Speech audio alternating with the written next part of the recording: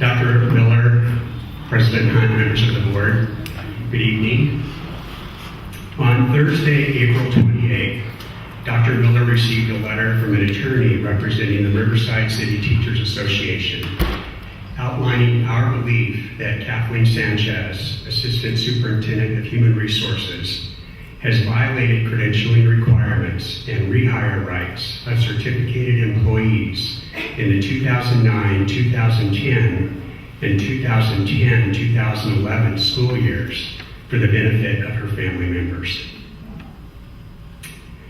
On March 24th, I received a phone call from a teacher who had returned from the reduction in force, RIF list, to a temporary position that was about to end.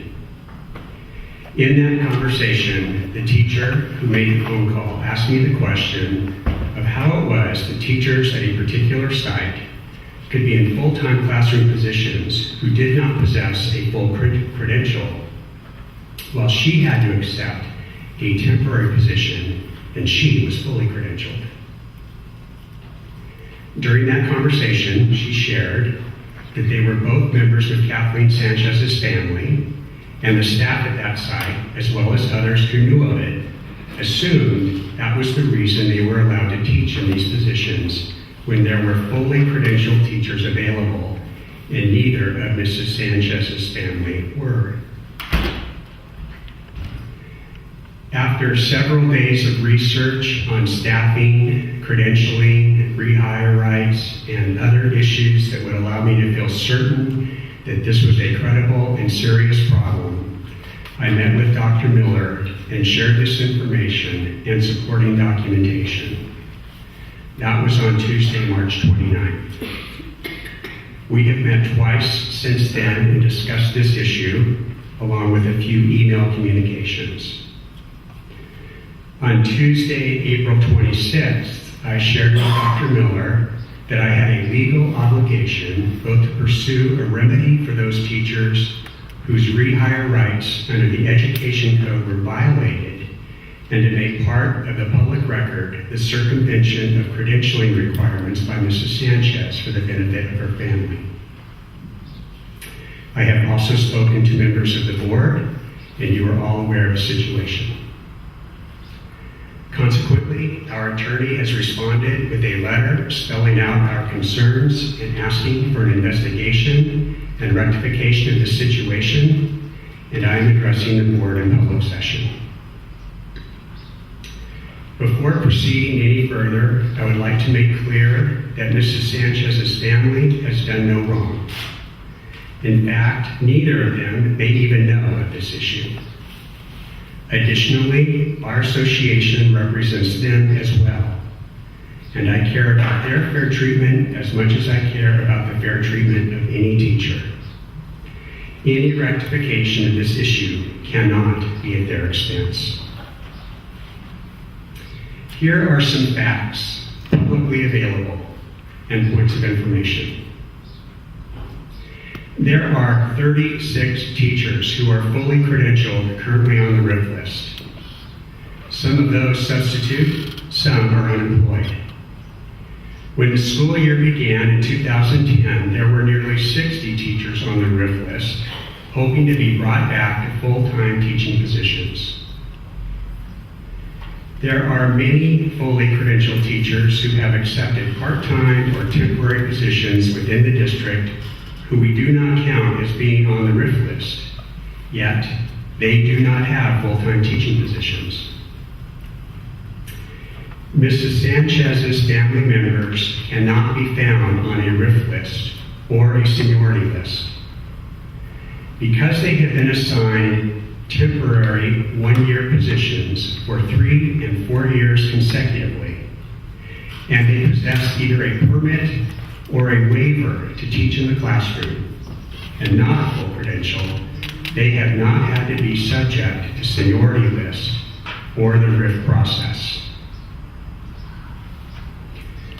All of the teachers currently on the RIF list have credentials that allow them to teach in the classrooms where Mrs. Sanchez's family members teach with temporary permits or waivers.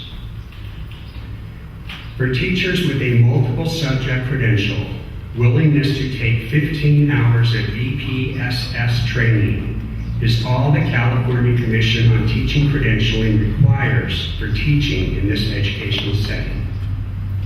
For example, if a multiple subject teacher were to be assigned an English class in the alternative school, during the year he or she would need to attend 15 hours of classes in that content area.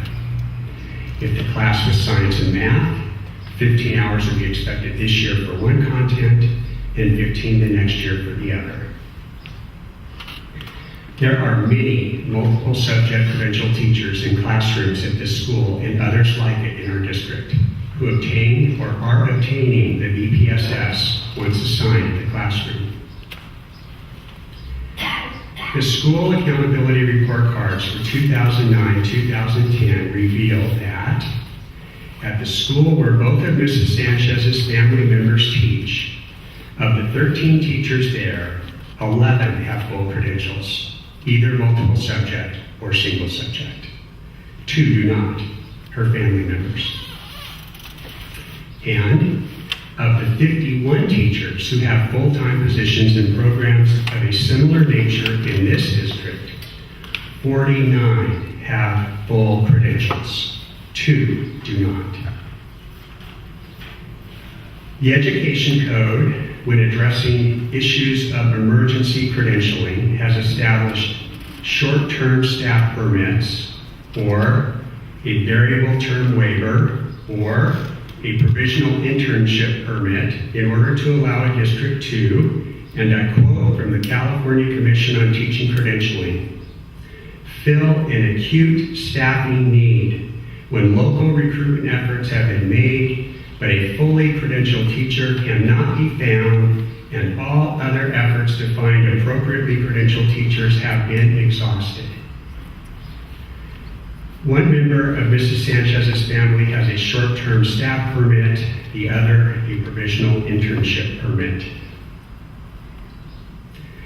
In the program in which Mrs. Sanchez's family members teach, either a single subject credential or a multiple subject credential is acceptable. That is spelled out by the State of California Commission on Teaching Credentialing and confirmed by our own human resources hiring practices.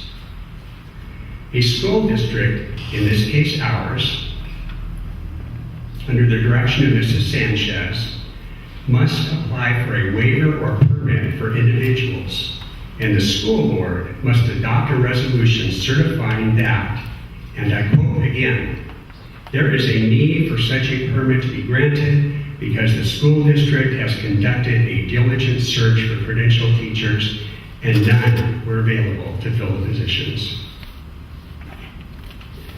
The school website states that one of Mrs. Sanchez's family members teaches English and the other social studies.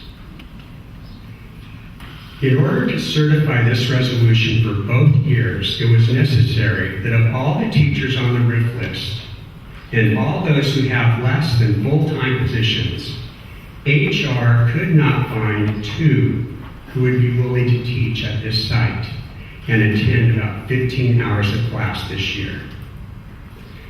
There should be documentation of all the offers made to those teachers and that each turned down the full-time teaching position. We know this is not true. Also, in order to certify this resolution for both years, Human Resources had to believe of all the teachers who have single subject credentials in English and social studies who are looking for teaching positions and made applications to RUSD, there was not one in either credential able to fill these positions. The applications, interviews, and rating of candidates should be available for your review.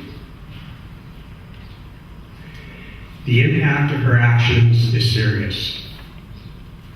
The first consequence will be financial. All of the teachers who have been adversely impacted by Mrs. Sanchez's actions are entitled to financial compensation, including benefits and retirement.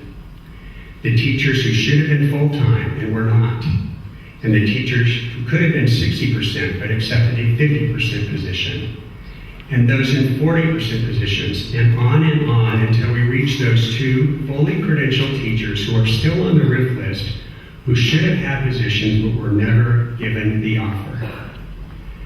What is true for this year's RIF list is true for last year's as well.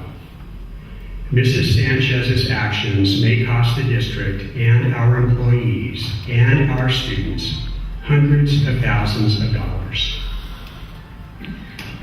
But the impact is not limited to the hurt it has caused those teachers. What we believe are her deliberate violations of credentialing requirements and rehire rights of certificated employees, and her willingness to place family above her responsibility to represent the board and Dr. Miller in personnel matters in a manner that is consistent with the California Education Code, and her failure to protect the best interest of our students and our employees have rendered her unable to function with any trust or credibility as the Assistant Superintendent of Human Resources in the eyes of the Riverside City Teachers Association, Executive Board, the negotiating team, and other leadership. In the days ahead, when other certificated employees and classified employees in this district are made aware of her actions, I believe they too will share these same feelings. Thank you. Thank you, Mr. Martin. Normally I would ask for clarifying questions, but because, as you can understand, litigation's been discussed, I won't. I will tell you on behalf of the board, which authorizes me to state this, that we are concerned, we hear what you're saying, and we have immediately asked, and already have been, asked our superintendent and our general counsel, Mr. Bluefield, to look into this at every angle and every necessary way. And it is a concern, the type of allegations you make. So we want to make sure to find out its validity as such, and whether, as you point out, full diligence was undertaken. And we will sunshine